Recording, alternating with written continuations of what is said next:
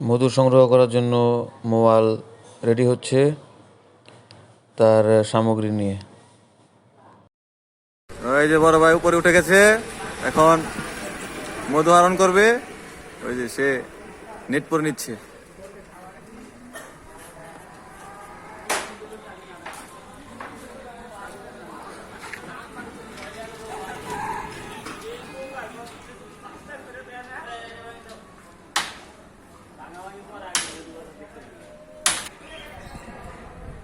এখন সে ধোঁয়া দিচ্ছে।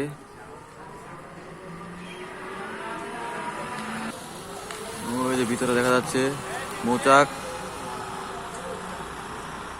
জানি না কতটুকু বোঝা যাইতেছে।